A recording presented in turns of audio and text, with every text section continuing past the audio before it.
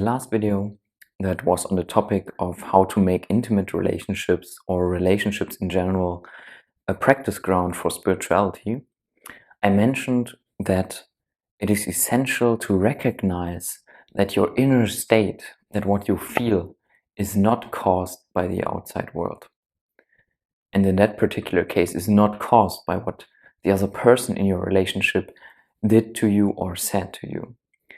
And this sounds counterintuitive because it feels that intuitively it feels like, oh, just something happened, the other person said something, I feel I'm wronged, or I feel good towards that person. So it seems like our inner state is dependent upon what just happened or what was just done to us and what happened in the outside world. So I want to explain further how to actually recognize and what to look for to see that my inner state isn't actually fundamentally caused by what happens in my experience. And this is showing us the limitations of linear thinking, of thinking in terms of cause and effect. What you can recognize when you really deeply assess your mind in meditation and how your experience gets created from scratch, from pure consciousness, you recognize that this whole of existence, every moment that you experience, is fundamentally uncaused. It has no cause. Pure consciousness, that which is the fundamental reality of your experience, which cannot be reduced further, you could say the absolute, the nothingness, it has different words, it has no cause. On that level, there is no thing that you could point to that further is the cause of it, of this. And as this is the fundamental reality of every expression that you experience, of every experience you have, every experience in itself fundamentally also has no cause. So why then do we think always in terms of cause and effect, and we have this linear way of thinking where everything seems to be caused by something that happened previously? Cause and effect has its place, and it certainly has its place in making sense of the world, in navigating our experience, in trying to make predictions, in just thinking about what's the best way to go forward, in how to arrive at the best action. So we don't want to let go of thinking in linear terms, in terms of cause and effect. That's perfectly valid. But it has the limitation insofar that it is only explaining how content of consciousness behaves.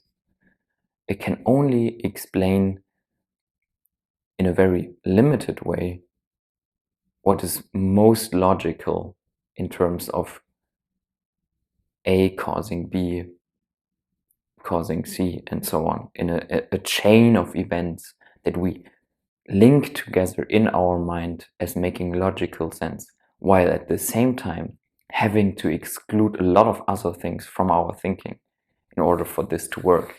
We have to be ignorant to many other things that happen simultaneously while we make predictions, while we are saying, this what I just experienced was caused by this particular thing.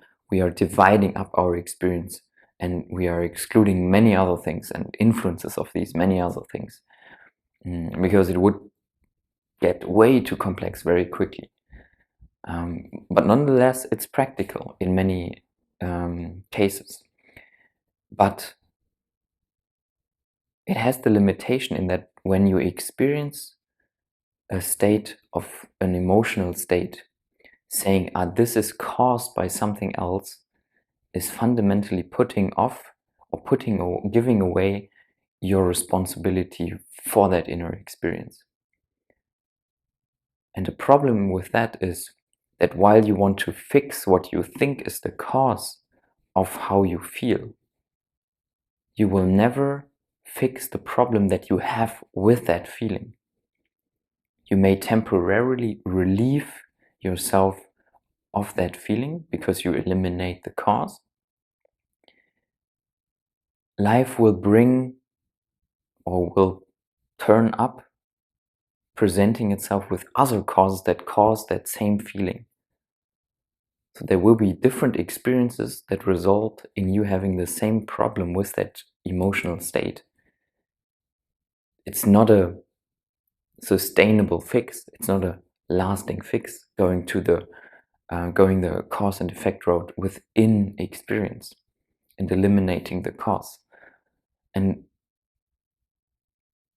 so many debates, and that's what I mentioned in the last video, are based on this false belief that you somehow have to solve a problem that is actually internal to ourselves and looking for the cause in the outside world, that we can somehow fix it there.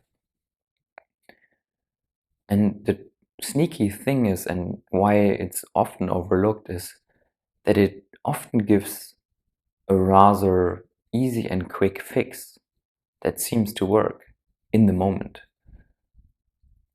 We win the argument, we feel good. We don't have to face our inner weakness.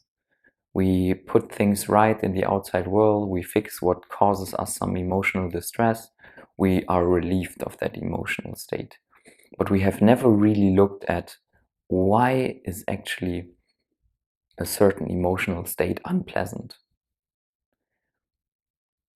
And coming back to the idea that whatever we experience right now fundamentally has no cause, can give us the insight that, what I experience right now, if I put aside my ideas about it, if I put aside my ideas of what caused this experience right now, I can honestly experience it. I can honestly look at it. What is it? And if I have a problem with it, what is that problem right now with that experience? Independent of my maybe even correctly assumed cause of that experience. Because that's putting away or distracting you from what you experience right now. Thinking in terms of cause and effect puts you in the past. It puts you into thinking mind, into the linear thought, turning away from this immediate experience. It's making you kind of unconscious to this moment. And that's why when you go to this moment, you could say closer and closer, the less cause there is, the more immediate it is. And then it becomes obvious that, wow, this is just consciousness, timeless consciousness, and it just expresses itself in different ways. But it has no cause. Cause and effect in linear thinking are only relations between what appears in consciousness, not the cause itself. It's not the cause of consciousness.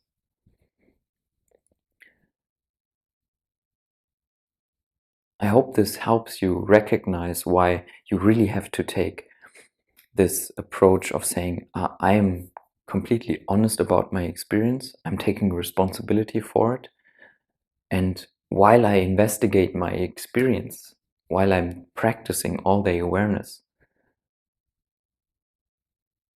I'm not stepping into this habitual way of thinking of looking for a cause and somehow trying to get away from this current experience by looking for a cause and then going to fix the cause, which is actually always only a secondary solution, which is only working in this particular instance, but it doesn't teach you how to actually deal with emotions, how to uproot the cause of suffering, which is not in the emotion or the feeling or the sensation, the experience itself.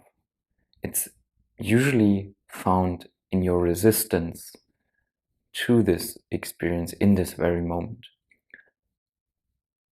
Partly. There are many other aspects to it, like not really seeing clearly what is, how this reality gets created. That also causes a lot of suffering, false beliefs. But resistance towards what is and escaping into thinking and conceptualizing, that causes a lot of suffering. So I hope this clarifies a little bit this point, that you can take the emotional state out of its context of it was caused by behavior XY or something that happened beforehand, and helps you to look at this particular part of your experience and get the deep insight there and uproot your suffering. And with that, thank you for watching and see you in the next video. Goodbye.